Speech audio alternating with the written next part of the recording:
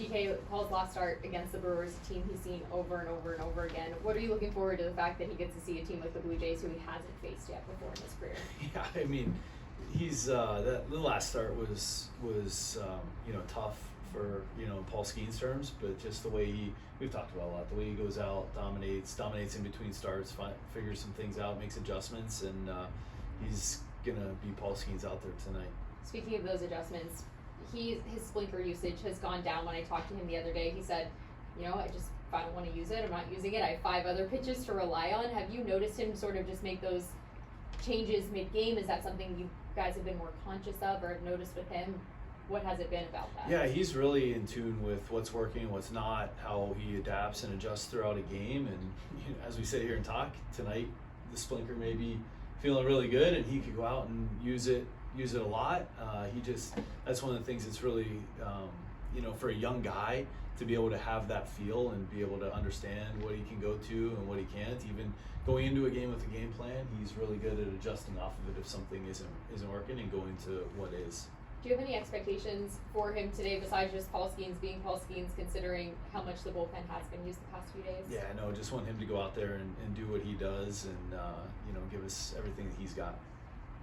Is it cool to know that Spencer Horwitz is going to be playing against his former team for the first time, and then Coach Haig as well on the other side? Yeah, I'm sure Spence is motivated. Fun to see your old teammates, and I'm sure that it just adds to it. He always wants to do well, but when you're facing the old mates, you really want to show up. What were your biggest takeaways from the recent road trip?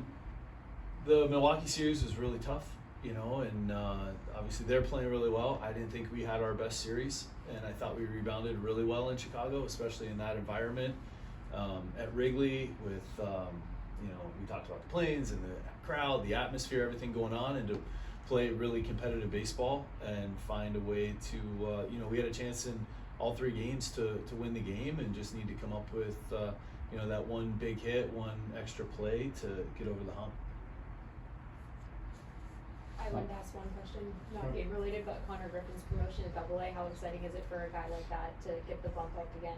Really exciting. I mean, he's had a heck of a year for his first full season to be able to do what he's done, show the power, speed, play shortstop at the level that he's played it to get to Double-A. Really excited for Konnor and for the Pirates. Especially how rare it is to get to Double-A at 19. How much do you have to maybe temper expectations, or do you look at it as like this guy's on a trajectory that is just different than everyone else? I think you have to temper the expectations a little bit, because each level that you go up, but you see the motor, you see the way the teammate, the person, the way he goes about it. There's the talent level that he's got, obviously.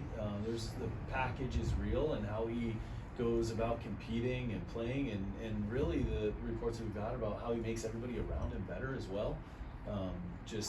You want to keep pushing him, continue to want to see that growth, but also understand that the path is not always linear, that there could be some bumps on the road, and just knowing him that he's going to work through that the way that he does, continue to compete through that, and continue to get better every single day.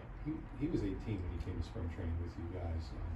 He's pretty much the same size you are as an 18-year-old. How much did you look at a guy and say, this kid's different?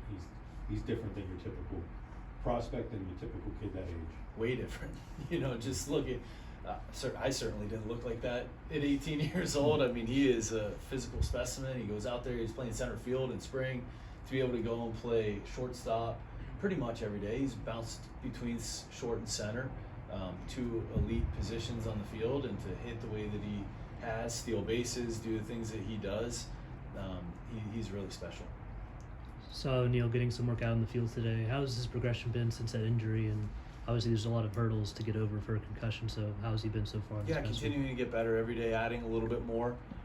He seems to be doing pretty well as far as anytime you have a head injury, you got to be careful and understanding how fast to push it, and he's responding really well to all the different challenges every day.